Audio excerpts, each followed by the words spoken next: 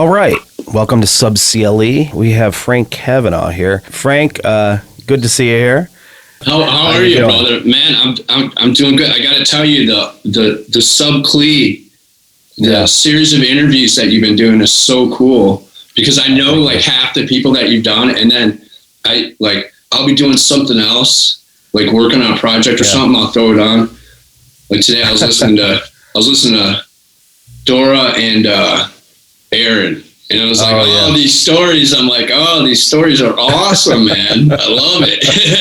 And that's the idea is, I just wanted to, because I was looking for, history of some Cleveland, bands and stuff like that. And it's really not documented that thoroughly, and, I'm not trying to start a biography or anything. This is easy. I can just talk to people. So, and it's really great to hear the stories, because, I'll run into people in clubs or whatever, and I just hear these great stories, that you were saying, Dora and Aaron, those guys really kind of inspired this thing. I mean, you're wearing the shirt right now, Keel Hall. Oh yeah, I was like, I gotta dig up that sweatshirt, man. Where is it? I gotta get it. Like, it's not in this drawer. It's not in this drawer. Yeah, no, and that's the thing.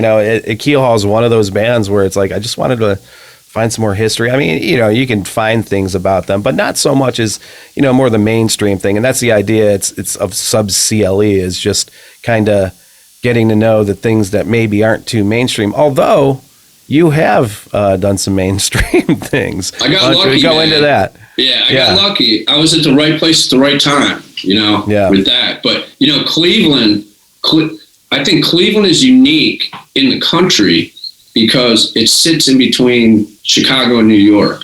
So and Buffalo and Detroit. So you have four major metropolitan areas that if you live in Cleveland, you can go to all those. So it made going to shows really easy. Playing shows when we were young kids, booking like mini tours, and just like the gangsters used to use Cleveland as, a hideout on Duck Island. If you got in trouble in New York, go hang out in Cleveland for a while. The attitude in Cleveland is like, it's like, fuck you, basically. I always used to, like, I'd be on tour. I don't know if did you see that movie Destroy Cleveland?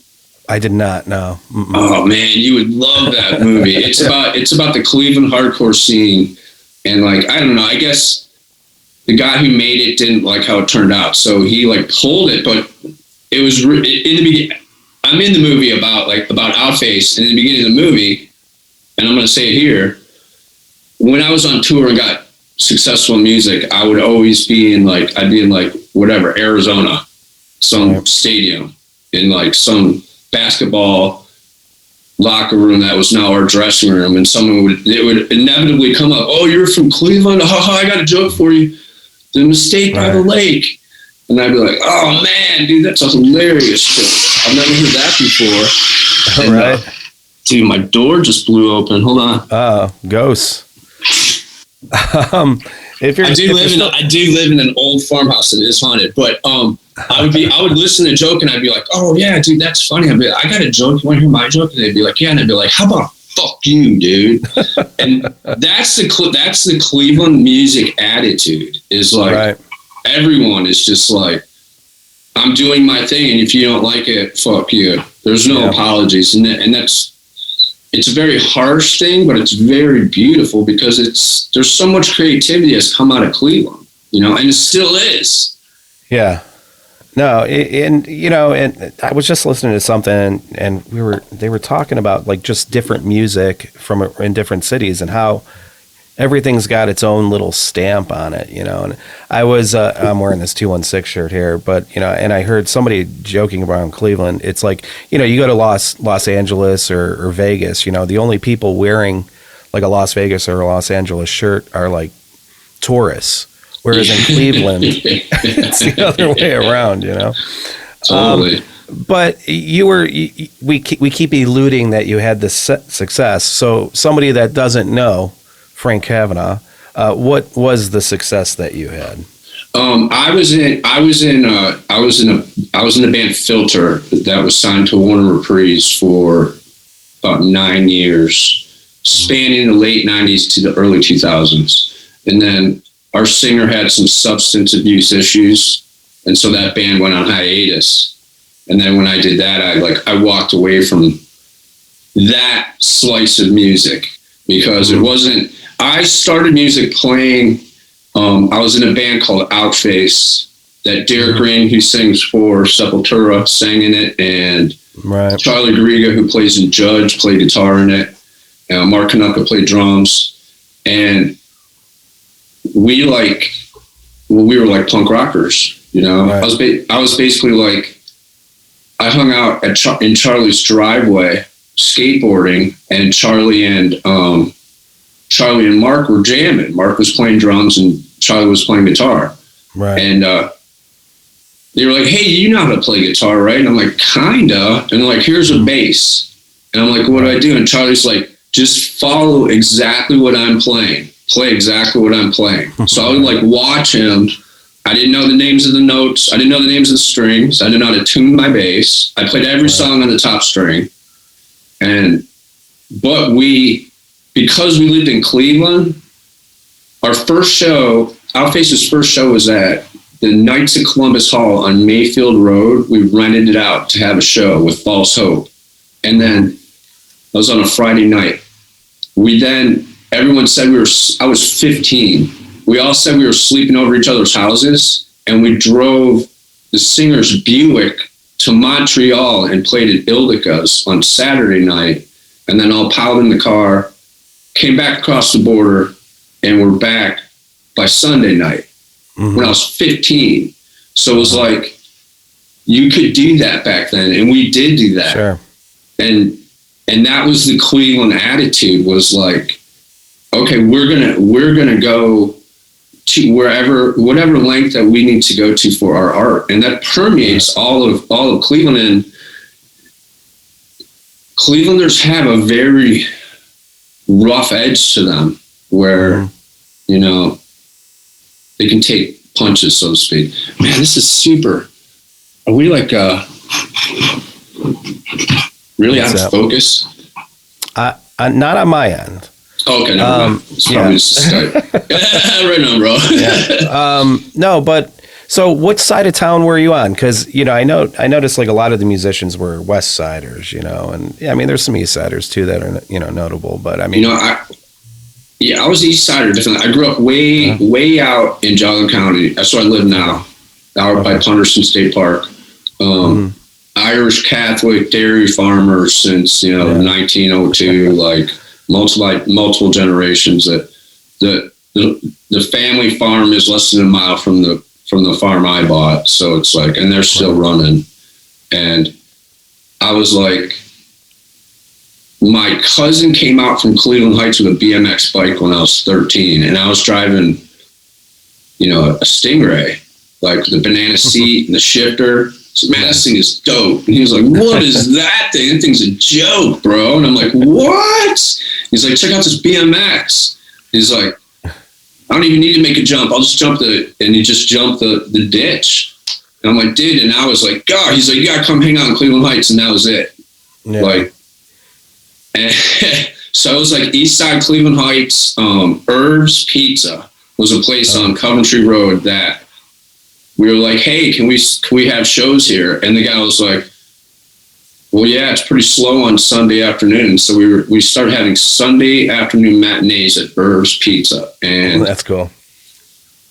We had a couple shows. Die Hard was this band that Aaron Melnick and Scott Stearns were in, and Dwid sang, and then they made Integrity after that. But because of Herbs and Cleveland being the central hub, Gorilla Biscuits came through there, Youth of the Day came through there. All these New York hardcore bands would come through Cleveland, and then they go to Chicago, and they make the stop in Cleveland. And so we made all these connections, and the East Siders. I got really into art in my 20s, and I opened up an art gallery called Cleveland Independent Art down on 44th and Perkins. right by Cleveland State with Julie Fedovich, wonderful lady. And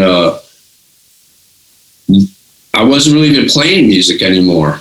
And it was like, there was like an East Side, West Side rivalry where like, you know, we like people for some reason like didn't want to be friends yet.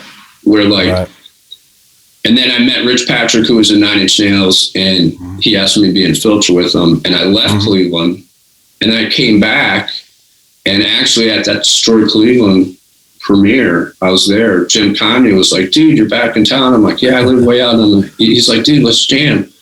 Like, There's the obligatory Jim Cavanagh reference. Yeah. Oh yeah, dude, Jim Cavanagh. I mean, that guy. God bless him, man, or you know, wherever he is, whatever he would want, man. Right? Yeah, for sure. I love him. And you know, and he is like, and Dora, man, and Stevens. Like, there's so many musicians in Cleveland that it's like you could take and make a super group that had like 3 drummers, 3 bass players, 3 guitar players. That was like all Cleveland guys that then could like have been in multiple bands with each other and would be like, I'm in like 15 bands right now, dude. Oh yeah, wait, hold on, dude, I got a wedding band gig, you know, like. Yeah. I love it, man. It's. I think that's to be Cleveland is so unique that. Well, I think it's that incestuousness, if that's a word, that kind of, you know, because a lot of those guys you did mention are in different bands with other people, and you know, I think that's what develops a sound, isn't that? You know, one of the more popular things was Seattle. I mean, that was very incestuous, and it just created a sound, you know. Yeah. And I think so you guys got together, you did that show over in Coventry, and you'd hang out over there, and then what came after that? Like, what was?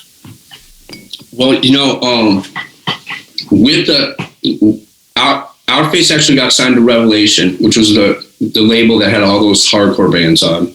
Right. Dwid was our roadie for the longest time. Yeah.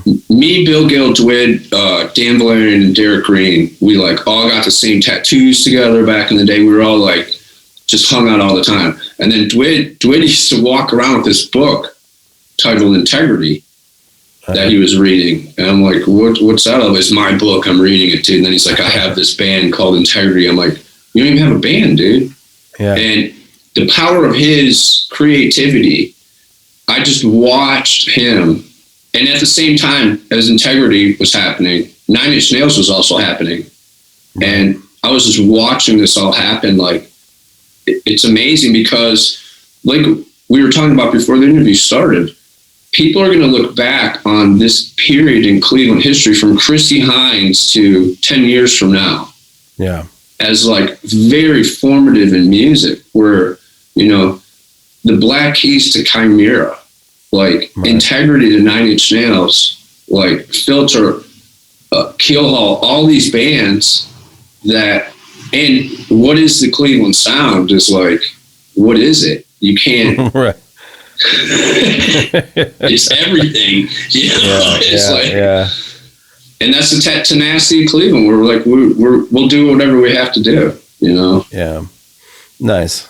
So what happened with Outface? So Outface, basically, we just like we grew up basically. Okay. You know, we started that band. I was 15, and 10 years later is when I left it. And I mean, I was like a Robert Smith, Rat Fink, like punk rock skate punk when I was 14, and I was like riding Harleys when I was 25. So it was like I was a totally, well, I guess that's not too different, but people's lives had just, it wasn't like anything nefarious, or we were like, you know, we're like, oh, the band broke up. It was just, we were doing other things. And then I had an opportunity.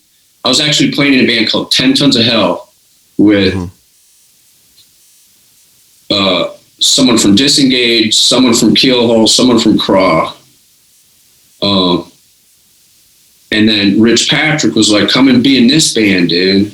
And they're like, don't do that, band. It'll never happen, dude. And that's the Cleveland thing, where they're like, fuck that band. Right. And, it did, luckily. What was the reason? Was it because it was more maybe mainstream friendly, or what was the stigma on that? I think, it was because, and that's like the beauty of Cleveland, that really Cleveland refuses to sell out in so many ways. And that's why you have so many incredible musicians and artists come out of Cleveland and movie makers that are making movies here now, because we refuse to sell out. But they all saw that as 100% a sellout. And that wasn't proper, pure music, basically, was what I was getting. Like, listen to this, dude. I got this total math rock song. Like, I remember one of the songs we had, we took our dates of our birthdays, and that's how we made the riffs. Like, it didn't sound good. It wasn't catchy at all, but it was fun, and it was cool. Right. So, like... And you repeat it enough, Yeah, you'll remember it. You'll like it. Trust me. Right. Yeah. I don't know. It's cool. I love all those dudes still to this day. So you were saying you played that place on Coventry, but I was just curious, because I was thinking about like questions earlier, asking. I'm always curious. Like, what were some of the first clubs that you played around Cleveland? That are memorable to you, that you kind of... The underground down in the flats, I was too young to get in. And I wanted to see Civilian Terrorists and Groin and Scrogball play there. You're talking about Peabody's? No, I'm talking about the underground. The Cleveland Underground was... It was on the other side of the flats from where Peabody's was. And it was by where the crematorium was, over there by where the that Foundry rolling place is now, right on the river. Right. And but they wouldn't let me in because I was too young. Then JB's Down Under in Kent, my brother turned 18. Right. So me and 3 of my friends went with him down to JB's. He got in. He came out. He got his hand stamped. He came out and gave me his ID. I got in. I got my hand stamped. I gave it to my buddy. Yeah. And that's how we started getting into shows when we were 14, 15 years old, was JB's. We could get into JB's. And JB's, I saw so many just killer, but like mind-expanding, mind-blowing bands.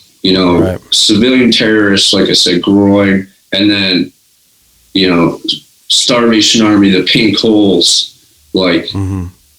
Just someone who had been listening to Pink Floyd, The Wall, and Led Zeppelin. Right. And then there's a Uniform Choice show at JB's Down Under, or, Red Hot Chili Peppers I saw at JB's Down Under. So it was like, it was like crazy shows there. And then Peabody's back then too was sick. We would hop over the back fence, but it was so easy to get caught. And so you'd have to have one of your buddies in there, like, distract whoever was watching the back fence, like, or Spihar, Bob Spihar. He was just like notorious for getting into shows for free. And I remember standing out in front of Peabody's one time. Agnostic Front was playing, and Vinny Stigma sticks his head out the dressing room upstairs, and he's like, "Yeah, what the fuck's up?" And Spihar's like, "What's up? Put me on the guest list. Let me in for free." And he's like, "If you can climb up here into this window, I'll let you in for free." And there was a gutter right there. Like, it wasn't like a metal gutter. It was like an old school, Cleveland, built in 1890, like ceramic gutter. Ceramic, right? Or like cast iron. And he blew it into the window. And I'll never forget the crowd. "Oh, dude," we were all standing in the line like, "Yes, dude." Man, it was an amazing time back then, because there was no definition to what punk rock was. You would go to a show and there would be deadheads, metalheads, punk rockers, glam rockers, not so much glam rockers, but like you have the gothers, the punkers, and we were all cool with each other. Now you can go to the mall and get that, you know? It's like, you see this guy, what's this guy's name? Machine Gun Kelly playing Travis Barker. And it's like, oh my, it's like, oh. And I suppose that's what all my friends are looking at Filter like. They're like, yeah, dude, that's what Filter is. So, you know. So did you go right from Outface to Filter? Was that how that worked? Yeah, well, basically, like Outface kind of just like fell apart, and we weren't doing anything really. We would get back together. What we did the last couple of times we even played is we did 2 tours of Germany. Okay. Or maybe it was 1 tour. It was just 1 tour. But that's like, we hadn't played a show for like a year, but we had a record out. So we would get together, play a show, like one off, And then we hadn't played for a year, and we did a tour in Germany. And then we came back home. We were all like, okay, see you later. Like, all right, call me when you want to do another show. And then Charlie, like 2 months later, was like, he came over to my place and was like, hey, bro, here's 60 Deutschmarks. And I'm like, what the hell is this? And he's like, this is your cut of what we made on the, you know, that 6-week tour. You made 10 Deutschmarks a week. Like, that was, out of all the tours I've done, that was the best tour I've ever done. Was that first European tour. It was so, we were staying in hostels, like the wall had just come down. And so we were doing a bunch of shows in the old East Germany, Kametz, and we would play in the old communist headquarters that were now squats because there was no communists anymore, you know, so they had been abandoned and the punks took them over and were having shows there. It was so cool. Yeah. It was cool, man. So that's how that went. So you're going Outface, and then how'd you meet Richard Patrick? We had a mutual friend, Maddie Javenkar and Jen Becker. I lived in the film building, which was, you know, the film building is on 21st and Payne, right behind Cleveland State. And at the time, the old jail was still across the street, and next to the film building. The reason the film building is called the film building is because that was Little Hollywood before Hollywood moved out to California. And they would make the movies in Chicago and New York. And because Cleveland, again, was a central hub, they had, next to the film building was the Warner Brothers building, the RKO building, and they were abandoned. And so I moved into the 8th floor where it was, we had an art studio, but we were really living there to go to the Cleveland State University, and you weren't allowed to live in the building. And basically at that time in Cleveland, 1988 to 1992 there was so many buildings that were, if you look in the warehouse district now, where all those warehouse condos are, all those warehouses were abandoned, and we had free reign of all of them. Like, we used to I would ride my mountain bike down to Municipal Stadium and wait for the 7th inning stretch, and all the ticket takers would split, and we would ride our mountain bikes up in the stadium all over, and security would be chasing us, and we would ride out and be like, see you later, dude, just for fun.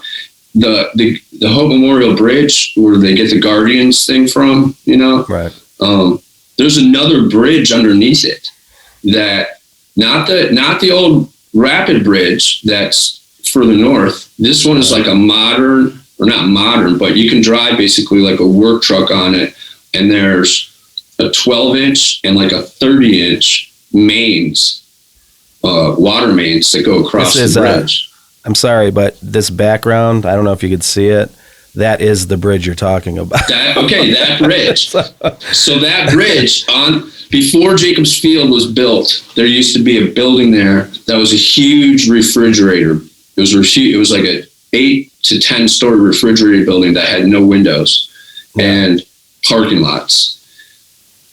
It's funny because I went down there a couple years ago with my kids when they moved back here from LA, and I was like, check this out. You can still get up there underneath the Hope Memorial Bridge. You can walk up and climb onto it.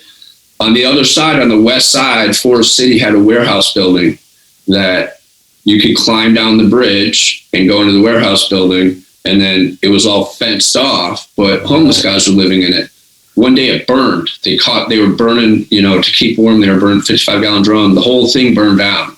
So they put a huge fence around it, but it was 2 pylons of the bridge. And if you look on the west side bridge, you can see 2 of the big concrete supports have big holes in them where the warehouse used to be. It was hallways. So we would climb up there and have 3 or 4 rappelling ropes down into the fenced off area. You would really? We'd have a barbecue pit up there. We'd be barbecuing, and we would have rappelling races down to the bottom to see who could get down the fastest and stop. And that's funny. You'd stop and the rope would stretch. I'm like, bam, dude. And the cops would see us and they'd come, but they couldn't get into the fenced in area, and we would just split to either side and we'd be gone. Like that time in Cleveland was just, and so living in the film building was also Right Track Studio. I'm a musician. My band's practicing on the 8th floor. Of course, I'm in the elevator. I see some dude in 2 dudes in combat boots. One dude with shaved head. I'm like, hey, what's up, guys? Oh, hey, that was Trent and Rich Patrick. Like Trent Reznor from Exotic Birds? Dude, he used to wear it. Oh, yeah, what's up? Yeah, he works at Right Track. And I just became acquaintances with him because we were neighbors. And I then saw Rich a couple years later at Tommy Warthog. No. Yeah, I think Tommy Warthog was there. We were at some local party, and Rich was back from tour, and 9 Inch Nails had just gotten huge, and Outface was basically doing nothing. And I was like, oh, hey, man, are you Rich Patrick from 9 Inch Nails? And he's like, yeah. I'm like, the 9 Inch Nails? And he's like, yeah. I'm like, no way, dude. I got to tell you something. He's like, what's up, man? I'm like, I think your band sucks and you're a pussy. He was like, what? F you. And we're at like our mutual friend's house, so we both start arguing. And it ended up us arguing in the corner for like 2 hours, like people bringing us drinks about whose band was better. Right. And then like a year later, I was at Edison's, and when you go up the back steps, there used to be like a phone booth right on your right. Right. And I went up the back steps, went to the bathroom, I was coming back, and this arm reaches out and grabs me. I'm like, what the fuck? And I'm like, and it was Rich Patrick, and he's like, hey, do you remember me? I'm like, yeah, dude. He's like, I quit 9 Inch Nails. I want you to be in my band, dude. So we just started hanging out. And because I own this art gallery where Outface was practicing there too, with Cleveland Independent Art, they would like Rich and all the guys who had been in 9 Inch Nails, like Brian Leesgang and Podboy, all those dudes all the like hired guns basically would come hang out at my art gallery. And nice. We would just hang out and then go to shows or whatever. And so I just started hanging out with those dudes. And when I met Rich, we parted ways at that party. I had long hair. And then like over like a month, I shaved my head. Right. Primus and Soundgarden were playing at the Fantasy. And I'm there with my girlfriend. And I see Rich. And I'm like, there's that son of a bitch, dude. I'm like, watch this, honey. She's like, no, don't pick a fight with him. I'm like, watch this. You're going to love this. So I go up to the bar. I get 2 beers. And I walk up to him. I'm like, hey, Rich, remember me, dude? And he didn't really recognize me because I had long hair. And then he saw that I'd shaved my head. He's like, oh, yeah, hey, dude, hey. And I'm like, here's a beer, bro. I just want to apologize for being a total jerk, dude. That was not cool. Your band's good, dude. Whatever. Right. Like, I'm sorry my insecurity made me an asshole. Like, right. But that's also the thing about Cleveland, where there's like, it's a Cleveland, Midwest, Chicago thing. Like, you're fighting with people one day, and like a month later, you're in a band with them, right? And you're friends, and that's life, man. That's awesome. That's so. Cool. Now, when you were getting together with him, I mean, was he signed already? Or he obviously had the 9 Inch Nails kind of thing. So, I mean, was that the appeal, or? He had 9 Inch Nails, and then he made a band with Nils Teague, who's another great Cleveland guy. He's a West Sider, who's he's a good friend of mine, and him and Rich did 9 Inch Nails, and they got, I think, 5 or 6 songs together. They went out to LA. Robert Patrick, Rich's older brother, was doing T2. He's the Liquid Terminator at the same time, and it was on Warner Brothers. So Mike Austin, Mo Austin's brother, who was a priest, they were all just mutual friends, and Rich met him at some party with his brother and was like, hey, check this out. He was like, oh, wow, this is sweet. Him and Nils got signed. For whatever reason, the things between Nils and Rich went south, and, Filter went on from there. But yeah, when I joined, I basically, he went out to LA, got a record deal, came back to Cleveland, rented a house on the west side of Avon Lake, and recorded Short Bus. And I was living at 40th and Perkins, basically, and we were just shuttling back and forth for like a year, hanging out. I would go out there, spend like the weekend. I didn't play any bass on that record, but I played drums. Okay. Because he rented like, a suburban 2-story house with like a semi-finished basement. It was like straight from the Goodfellas. And the drums were in the basement, and then the drums went into the kitchen because all the plates and silverware, and Brian Leeskane was engineering it, and Rich was recording it, and they needed someone to play the drums. So I was just hanging out, and I would play the drums. So that it basically was like, I knew that Filter was going to be successful because, I knew they were already signed. I knew the pedigree, that the people that were in the band. Right. And I was like, basically, if I just keep my mouth shut, no one will figure out that I barely even know how to play bass, and I can pull this off. Right. That's awesome. So I know you got kind of like a little time thing here. Yeah, hey, we can go over half, dude. I'm having fun, man. You know how ex-wives and like, Yeah, I gotcha. But so, I mean, how was that though? Like, just kind of, I mean, because when Filter, that was like right around like my coming of age, and you had all the 2000s bands, and well, I mean, Filter was what, late 90s, right? Filter was like 95. Yeah. And it's like that was like, I graduated in 93. So, and just as, that was definitely part of the whole, I think there was a change in music, obviously, with the grunge movement, and everything like that. I mean, what was that like? I mean, because you were pretty much on the top of the mainstream at that time, It was crazy because I was dating this woman, Julie Fedovich, and she lived in the Hodge School that's on East 79. Really cool school. And she had the principal's office, and we were working at the Prop Gallery, which is on West 78th Street Studios is now. Yeah. In the basement, there used to be a prop gallery that, so the alarm would go off at 5 every morning for us to get ready and get to work. It would always be CSB. And so CSB comes on, and I loved Nirvana. Bleach was one of my favorite records. And the DJ comes on, and he's like, all right, I got it a week early. This band has now been signed to Geffen. This is going to be one of the hugest bands ever, and it's totally going to ruin them. Here is Nirvana's Nevermind. And we listened to it. He played the whole record.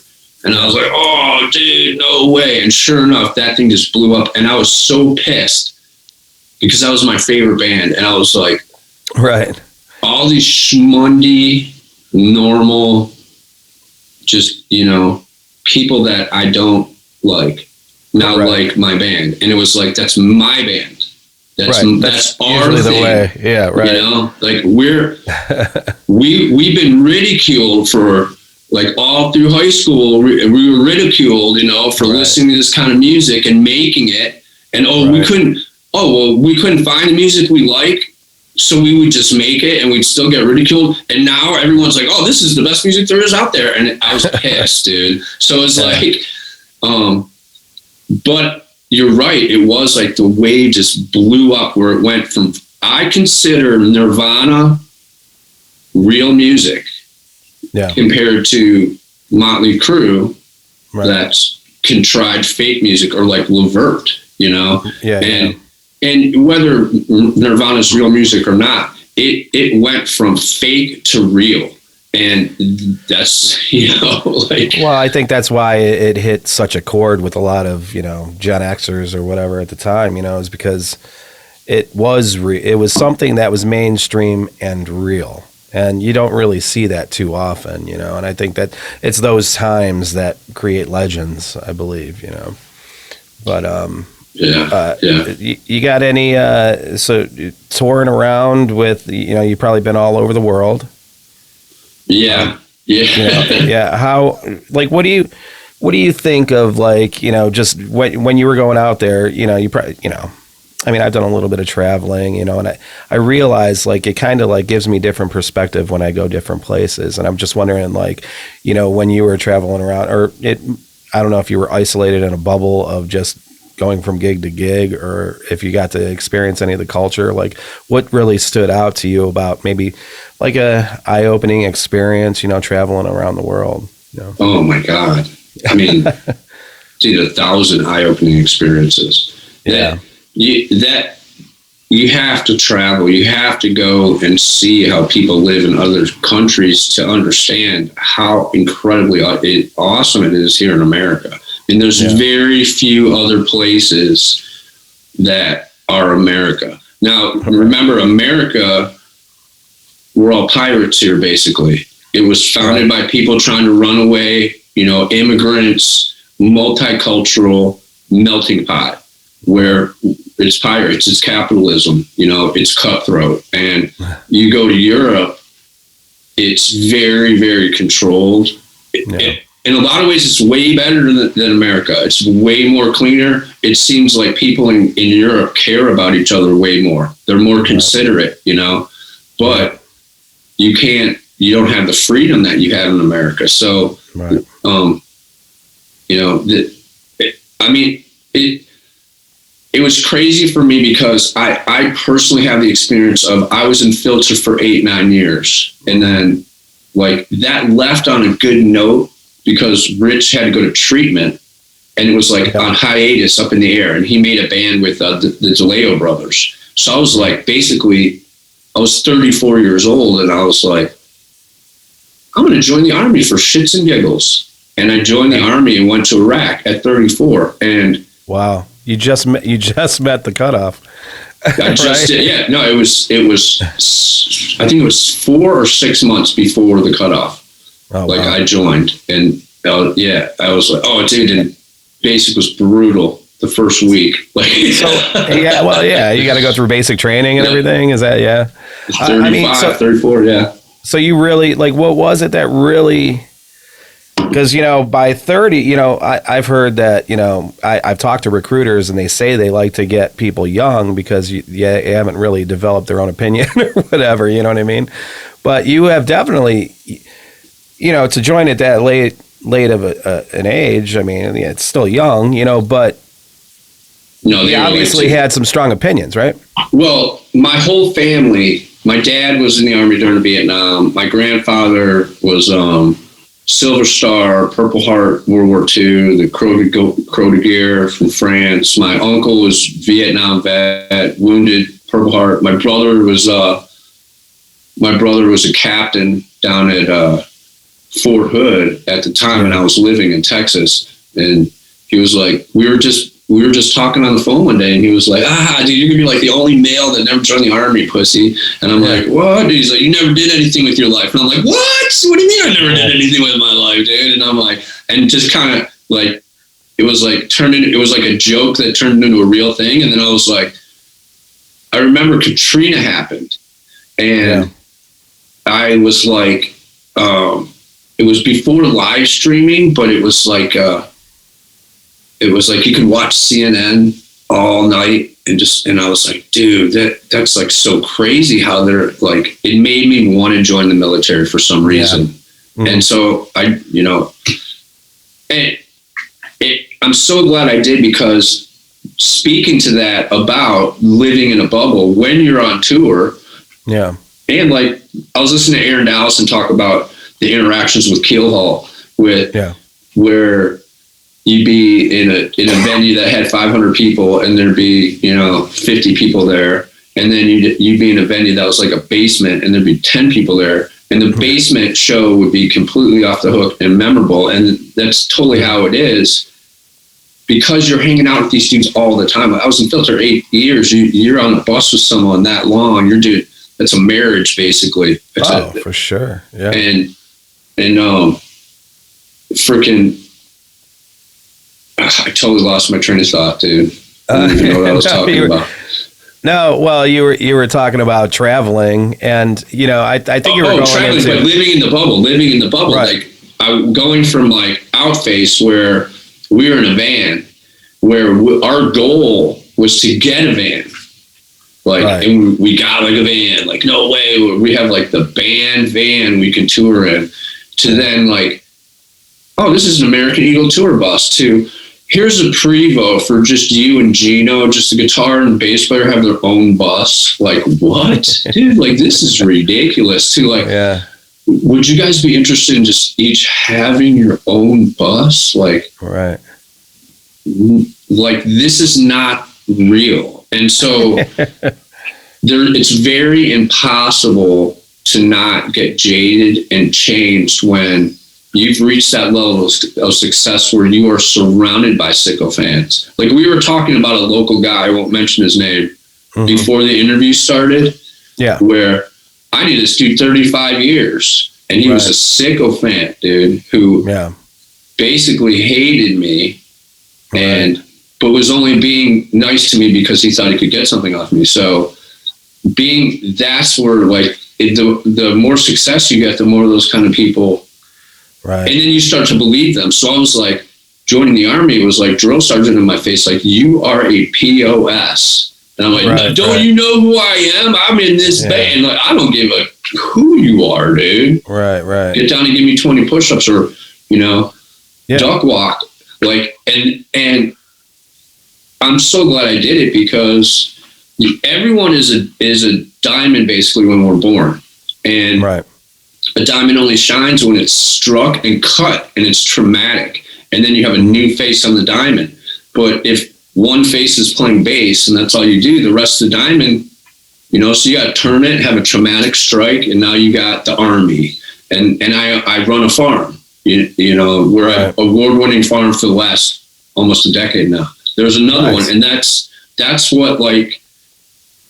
what humanity used to do. That's what our forefathers, our grandparents, for generations, they all had gardens. They all knew how to change a tire. They all know how to do all these things. Right. And now we don't know how to do that. And it's to our detriment. The convenience is basically death. And it's death of, you're still living, but the life doesn't have life anymore, where you would go out and freaking do things. Now it's all virtual. So that's a whole nother philosophical thing. Don't need to go there. No, that's cool. I like that kind of shit. Because I think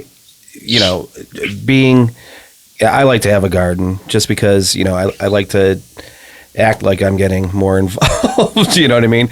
It's not always successful, but it's easy to get caught up in this. In the urban, and all, you got all these different media things coming at you all the time, now, which I think is better, than having like 3 major news stations, now. Oh yeah, way better. Tons, you know what I mean? Yeah. Which, now it's the whole, go on the attack. I think we're going to hear, I guess this is a good segue. I mean, we're running, we're getting up there in time. You know what, you're going to laugh, dude. I didn't even, I have to go get my daughter. Yeah. But I set a timer. Yeah. And I didn't press go. So. Oh no. Wait, I gotta show you something though, dude. I gotta show you something you're gonna find funny. Yeah. I'm gonna invite myself back, dude, because I like talking to you, please. Dude. This is very fun. I appreciate that. I want to give you my card. Okay. Okay. Can you see this? Your card, okay. My card. Now I want you to see whose card this is. Oh, look at that. Idea man. Artist, idea man. And the Human Furnace definitely is. But like, it was so funny because I was watching one of the interviews you were doing from earlier, and someone started talking about the Human Furnace. Right. And then this card fell out of a book.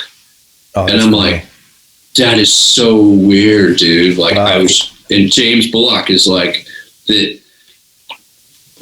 it's like Tony Erb is the hardest working guy in hardcore. Like, the guy's been in a gazillion bands, like James Bullock. That's like, there's so many people that I really want to talk about that I haven't even talked about. So, well, I don't know if it's crazy that you say that, because I have Tony Erb coming on next week, and I've been in talks with James Bullock, and I just saw him at Now That's Class the other night and kind of confirmed that we just got to set up a time. So it's kind of crazy that you brought those two names up.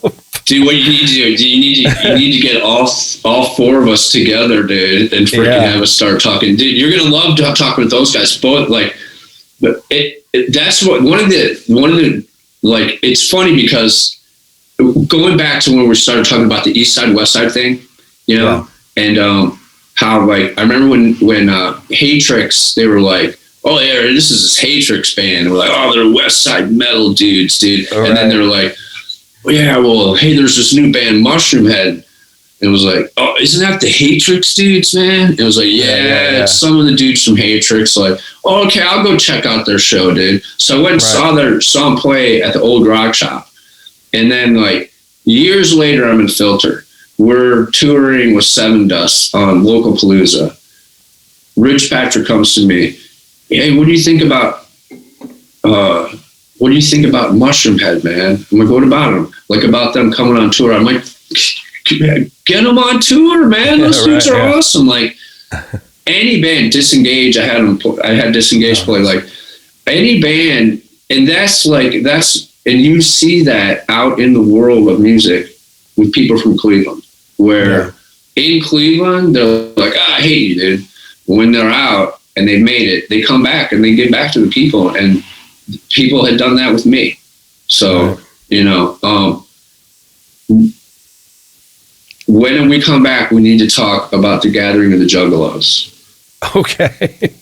Here, I'm going to write that down. So the Gathering of the Juggalos, because Insane Clown Posse owes me. Because there never would have been a Gathering of the Juggalos if it wasn't for me. Oh, wow. And they don't even know about that. Well, and the thing is, I mean, I worked at the airport, and I'd worked this international London flight, and during that time period, that plane was just full of juggalos coming from all over the world. It's crazy. You know, it's going to happen again, dude. Nice. Well, you like you said, you probably have to get out of here, right? Yeah, I got to split. I got to go. Vincent, man, thank you so much. I'm so glad. Thank you. I can see why they're 2 hour long, because they're fun once you start going, dude. And it's like tell Herb I want that $20 that I lent him, though. All right, he owes me $20. I want it back, and tell Bullock he can keep it. I don't need it back. Okay, sounds good. All right. Tell Bullock that the $20 I lent him he can keep. Herba, I want it back. All right, sounds good. I'll do that. And brother, do me a favor. Keep doing these, dude. Do not stop, man. Because this is like, it's they build it. If you build it, they will come. Right. You know, kind of a thing. It's like, it's not about how many times you do something and fail at it. It's about, you just keep on going, dude. Right. Until you're finally just like, it's muscle memory.